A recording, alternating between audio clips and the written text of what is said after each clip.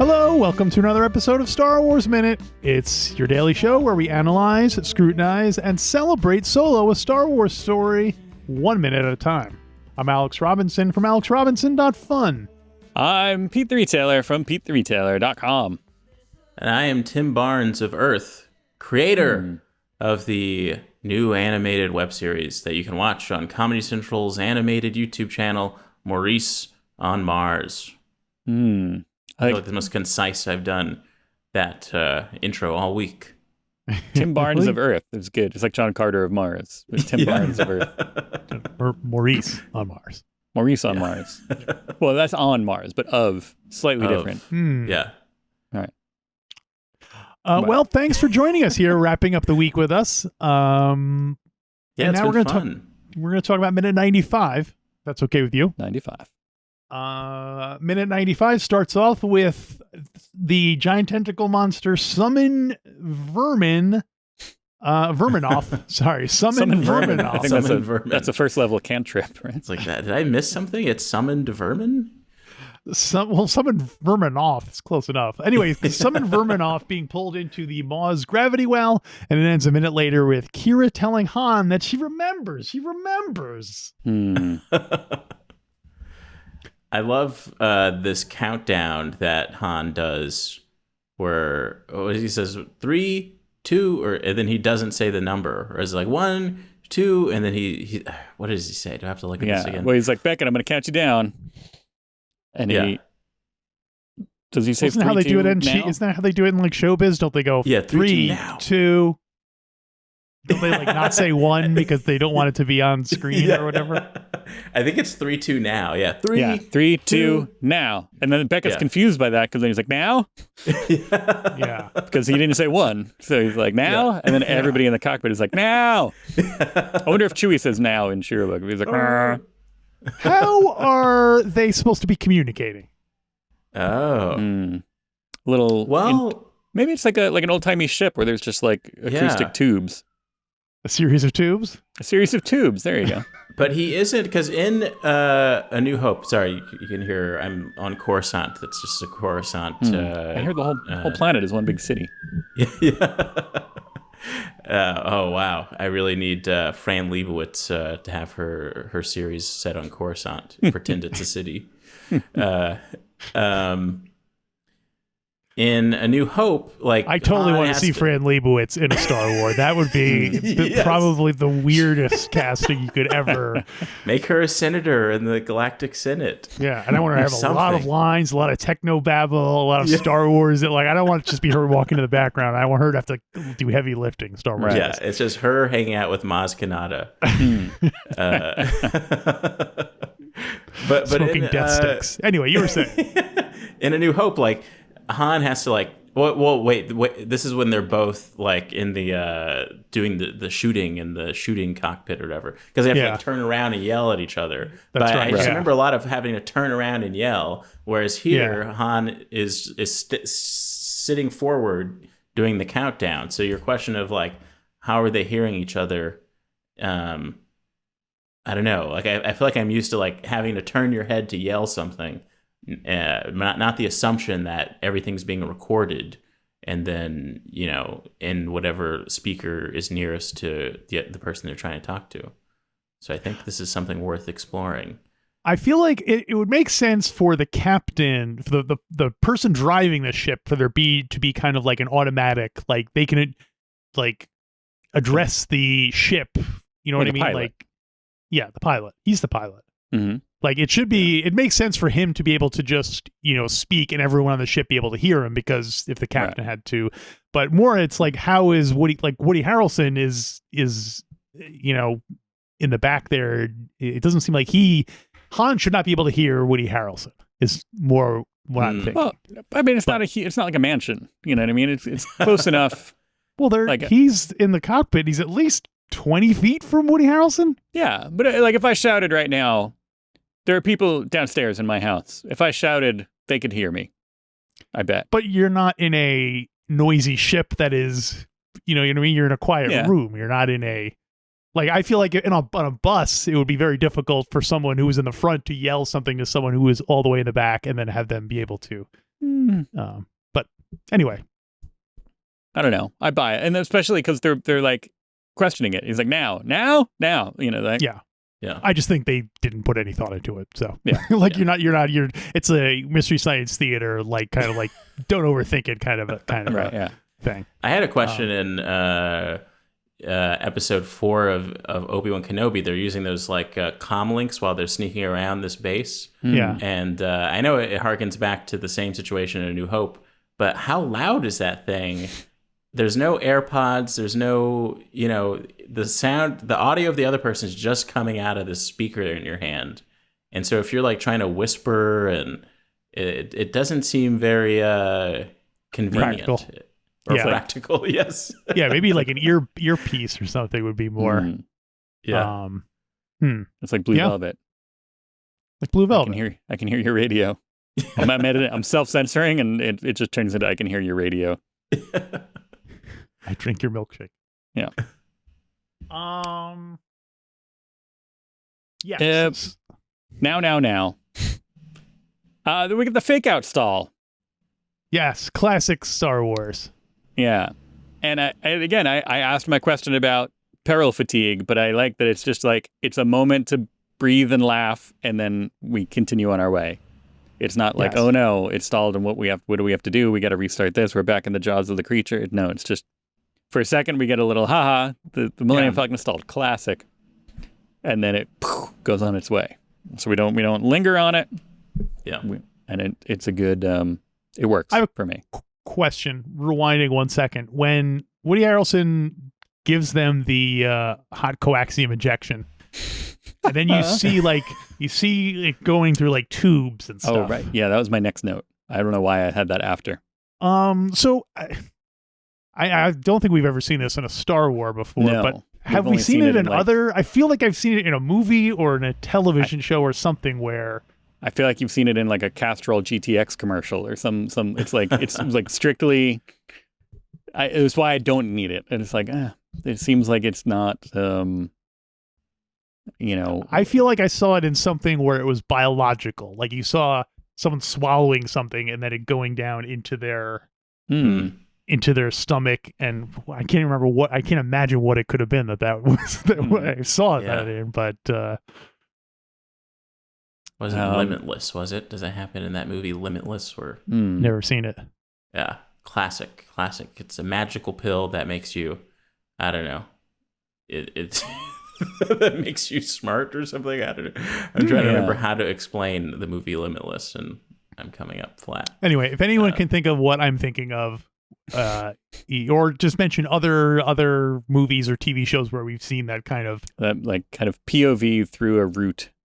Yeah. Electricity, or I almost want to say Paddington. Is there something in one of the Paddington movies like that? Never seen Paddington. Maybe it's a Gatorade commercial. Anyway, moving on. Anyway, I don't need it. It only is like 2 seconds, so it doesn't really bother me that much, but I'm like, I don't really need that. It does build up the gag a bit, because it really sets up like this is really going to be a big thing, because you see the stuff going through. So I got no beef with it. Yeah. I don't hate it, but I don't need it, is what I'm saying. How do we feel about Lando's almost swearing? Where once the thing doesn't go, and Lando goes, oh shh, and then that thing happens. Yeah, I'm assuming it's going to say, oh Sharu. They do the curse fake out, but then you cut back and he finishes it, and it's some Star Wars bad word that he's finishing. Right. Shazbot. Yeah. I'm glad we don't have a frack in Star Wars, that we don't have like a fake curse people use. Oh, yeah. There's a fake cursing in my web series. Sorry to do this again. Maurice on Mars? In Maurice on Mars, which takes place in an unspecified future. And people say frug. Frug. What the frug are you doing? So frug is like your phrase baby. Yeah, it's my phrase baby. Yeah. We're doing a full Herald on this last up. It's Martian slang. Frug, people say. I like it. Try and bring it in your everyday life. Sure. It flows. It's like the spice of Arrakis. Not gonna fucking do it. I'm already doing it. Got inside me, Barnes. Barnes slang. Yeah, I'm assuming he was saying Sharu because he was still thinking about the. Remember, he got interrupted talking about the Sharu. Yeah. So he was saying like, "Oh, Sharu, I never got to tell you the story." Thought he was gonna go, "Oh, Chewbacca, you just don't know how to fly a ship, do you at all?" Oh, Shabbat Shalom. Oh. That's. It's a very Denny's moment. Right. Or OSHA should put some railings around that monster or something. Or that's what he's going to say. Or She of Bestoon. Oh, there you go. Rise of Skywalker. He's like, I'm coming to see you. Ochi, they're doing a lot with Ochi now. Yeah, he's a recurring character in the Vader series. You know, his death means more to me now because I like him in the Vader comic series. Now when we do Rise of Skywalker, I'm gonna go, oh, that's what I'm gonna. Yeah. Anyway, so after the ignition happens and the coaxium kicks off, we get a very sped up Star Wars theme. You know, it when they fly away. Falcon music, yeah. It's really I thought exciting. it was just Oh, you didn't like it? No, I liked it. Okay, I thought it was just the classic Star Wars theme sped up, though, not the Millennium Falcon. Or is it? It's the classic Star Wars theme. Yeah. No, it's the classic Star Wars theme sped up, not the. Not the I didn't notice. I was just playing along. Okay. So I did my music notes a couple of weeks ago, and I'm spent. Yeah. I don't. Yeah. What are the rules on the classic Star Wars theme? Does that play often in Solo? It feels like it shouldn't play in this movie at all, but it's always exciting when it happens. But it feels like that song to me makes me think of when the whole gang is together in A New Hope, and so I don't know, to have it before he meets the most important people of his life is a little odd. Maybe it should be like Peter and the Wolf, where it's like you get like two instruments playing some of the main theme of Star Wars, and you only note it when you put it all together. Like, you know, Han Solo is like the oboes or something like that, and Luke Skywalker is the strings, and you get all these disparate elements that only when the whole gang is together you get the full theme as it stands. Well, I guess this is as close as the movie gets to having a gang. That's true. Right. Noteworthy. This is the most people we've ever seen in the Millennium Falcon cockpit. 5. Really? There's not enough chairs for everyone. So because isn't there maybe not. Never mind. I'm trying to think of. I thought there were extra people in. There were some scenes in Return of the Jedi where there were extra people. We don't even. There. Oh yeah, that's true. But it was never. I don't think it was more than 5. I don't know. Not sure. But yes, I will agree. I'll say sure. Okay. Yeah. So that's why they had to play the Star Wars theme, because it was critical mass. They've got the most people. Achievement unlocked. The crew. Now you get Claude. And then there's Claude. Claude ever went to the Moa? Claude Kenobi. Yeah, I do like. Well, we had like a variation on it that had played throughout the beginning, especially, right? Or and the commercial thing, we got to like do like some weird, almost like the like Rogue One played with it. Rogue One was like almost playing. It was like a sound alike. It was like we're not legally not allowed to use the Star Wars themes. Get the rights to it. Yeah, and this had a similar kind of a thing where it's like I remember it being with the big title and being like boo boo, boo doo boo boo. It's like close, but it's it's interesting. Yeah, I'm sure people who listen to or watch Star Wars Music Minute will have already discussed this and they know all about it, and they're like, I can't believe these guys are floundering around talking about this. But check out Star Wars Music Minute if you have. Here's something I thought was perhaps controversial. When the Falcon kicks in, the nitrous kicks in, and they go really fast, and there's like a sort of bubble around the Falcon as it's flying. What is the bubble? Is it? I assume it's the shields, but I don't recall ever seeing a vision like that kind of a shield thing where a ship was flying and there was like a bubble around it. And Pete, I know you're very anti-visible shields in Star Wars, despite being a Phantom Menace fan. But yeah, I mean, I'm assuming if it's like pushing its way through, there's a lot of kind of atmosphere and debris here in this cloud. So you're assuming that's what that is. It's these space particles, dust that is basically being pushed by the shield. I think so. All right. Or just, air pressure. That's what Mr. Wizard taught me. The answer to everything is air pressure. So you're really going to trust a guy named Mr. Wizard about science? He's just a crazy old man. He's just a crazy old mister. Speaking of siblings, Tim, do you have a... Go ahead. Oh, wait, what were you going to say? No. Oh. Proceed. Oh, you were talking about Star Wars Music Minute. I saw a TikTok. My friend Jim from the Yub Nub podcast sent me this TikTok that he saw where it's someone playing around on a piano, and they were making the point that the revamped celebration theme that's in the special editions is Palpatine's theme, but in a higher, more celebratory key. So Palpatine, the Emperor's theme is like da da da da da da, and no, not the celebration theme. I'm talking about a different theme, not the celebration theme at the end of Return of the Jedi, but the theme that on Naboo at the end of the Phantom Menace is an upbeat version. Augie's great municipal band. Yes. So Palpatine's is da da da, and then the one at the end of Phantom Menace is Right. Now we got to pay for this. Right. Oh, we're gonna pay. Yeah. Who are the kids who sang this? Where are they now? It was all just Ben Burt looped over and over again. But there's something interesting. I mean, because Palpatine's from Naboo, so it's a traditional Naboobian melody. Yeah, Naboobian. I heard you say that, and I don't know if that's the. How are you supposed to say it though? It's not. Is it Nubian? Well, is it? It shouldn't be. It shouldn't be, but I think it is. They say that about his spaceship.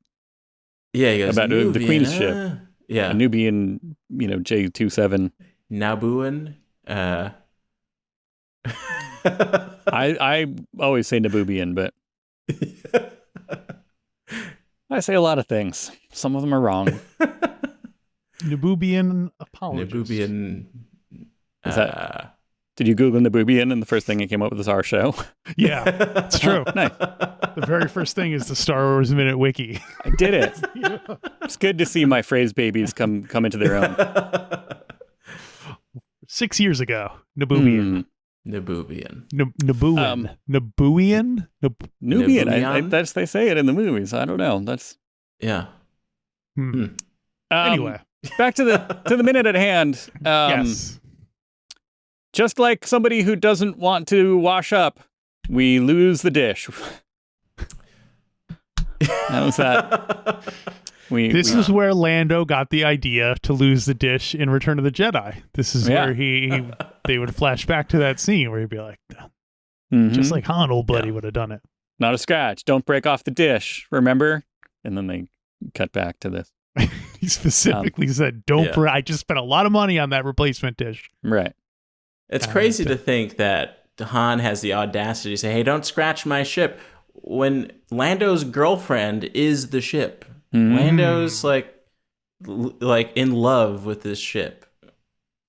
Truly. So do you think Han is just rubbing it in his face? Like, is he just kind of like... It puts a new spin on that whole moment. Like, what nerve does Han have? Yeah. And especially because, compare like when, this when the ship when Lando owned it looked nice, and the ship when Han owns it looks like it's about to fall apart. And he's like, it's already a bad not a scratch. situation. He's like, come on. Me? It really does change the context of that. Yeah. They should have done a scene in Rise of Skywalker where Lando gets on the ship and L3 totally ices him out. Yeah. Would that be better, or would it be better that she doesn't even remember him? Oh, wow. She's just like, please enter coordinates, and he's just like, L3, it's me, and Yeah. That'd Everything be sad. involved with Lando in that last movie, I'm very interested in, like how he rallied everyone at the end and Well, he's charming. just knocked door to door. Not like that Leia. She's a total snooze. No one comes to her. She calls for aid. Next time, call your friend Ben Kenobi. How about that? Yeah. So that means you are, no matter how famous you are, just for Maurice on Mars, you are going to come back for a Lando scene in Rise of Skywalker. Definitely. All right. Yes. You heard it. He committed. Mm-hmm. we got to try to get either a Lando scene or an Ochi Bastoon scene. I mean, that's Yes. Yes. Ochi. Well, they are right next to each other Ochi. in the film, so I'm sure we could They maybe are. get a week where they're both in it together. That would be a nice little. Well, is there anything else for minute number 95? Or Tim, do you have anything else about the Solo in general? Anything else you wanted? You didn't get to see like Dryden Voss or any other characters or any other like Madame Proxima from the beginning of the movie. Any other aspects you want to talk about? I don't recall if this scene is before or after, but when we are in, where all the bad people are, and there's like this blues singing alien. I love that. What's the name of that alien? That was great. That was I thought it was like Lulio weird. Primoc. Yes, it was weird looking. The music actually sounded cool, and that's more of that. I want to know what Max Rebo feels about him. I want to know it all. There's a lot of different things going on behind the scenes with that one. I'm not a huge fan of the music. But there's a ridiculous. If you ever get a chance, look up Lulio Primoc in Wikipedia and see his other songs. Just like Weird Al, they're often about food. And then maybe we can jump forward. I don't know how I feel about the Darth Maul reveal at the end of this film. All right. It felt very weird to me in the theater. I was like, this is like, I don't know who they're trying to capture with this moment. Had you kept up with, like, did you know that he was still alive and everything? But had you kept up with I vaguely knew Rebels that. and Clone Wars and all that? Yeah. So I imagine that there are people who weren't aware that he was alive in the Clone Wars but it's just like the perfect example of like, most people know this place in this time in Star Wars. It's before the first one. It's Han Solo 10 years younger or whatever. And then you add that, and you have to do so much. I just imagine the average person has to do so much thinking all of a sudden of like, wait, and this is because Maul, it was in the Phantom, and I thought he died, and now he's. Yeah, is this before that or what? It just complicated what was just a simple story, and I'm very curious as to what may have been planned around this. If this is just something exciting to put at the end because they felt the movie needed it at the last minute or something. I really don't know. Yeah, it does almost feel like they're setting up like a Thanos kind of a thing, but yeah, clearly nothing was ever followed up with it. So, yeah. I'm fixated on the musical thing now because I want them to do a We Are the World, but with all the Star Wars musicians. We've like a super group fundraiser for Alderaan with Fingrin Dan and who's the hairy honeycomb thing, right. And he just has a little solo in the weird. Jai Yowza. Yeah. What'd you call him? A furry honeycomb? Yeah, he's like the honeycombs mascot. You remember from that fighting game? Yeah, he's just, what is he? I don't know how to describe him. He's like he has that moment where he's singing and his mouth gets so close to the screen, you're like basically in it. Yeah, because he's like scat. I'm assuming he's scatting. I guess there are words there, but it sounds like yeah. And we I think when that happens, go ahead, Pete. What? No, I was going to say we also have to include the band from Visions. Everybody's going to complain if we don't. Oh, yeah. Yep. That was fun. Yeah. And and the Lulio Primoc and Augie's Municipal Band. The band from Maz's Castle. That's Yeah. true. John Buffalo. Infrablue, Zed Belly Collins or whatever, and those guys. I like that.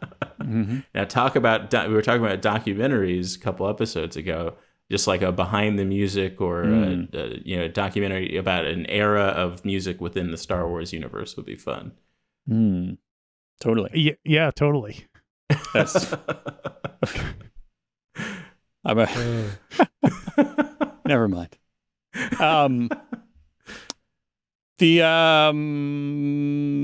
I feel like I'm forgetting a musician, and I keep wanting to go back and figure it out. But or some member, we talked about. There's got to be another. Oh, wasn't there somebody singing in Canto Bight? Or am I? Probably. Maybe that's it. Yeah, probably. Oh, there's the opera singer. Princess Leia sang in the holiday special. Oh, there you go. Definitely. Oh, yes. And Jefferson Starship and Diane Carroll and wait, the opera singer. You're talking about the prequels with the orb, the water orb in the opera. Oh yeah, those guys. Yeah. I think you're thinking of the lady who we saw go "Ah!" in Canto Bight. Oh yeah, but I don't think she was singing prior to that. So her name is Abula Mulbro. She's not allowed. No, I forbid it. All right. Space Quincy Jones gets together, puts everyone's egos in check. Well, anything else for minute number 95 then? That's all I had. That's it. All right. Well, Tim, thanks for joining us here all week. People should, of course, check out the name of your show, which Maurice on Mars. We're not allowed to say. Yes. Yes. Yes. And yes, and if you're looking for more things to entertain your ears, why not go to moviesbyminutes.com? That is the website that it's a sort of catalog of all of the Movies by Minutes podcasts. Over 200 shows at this point.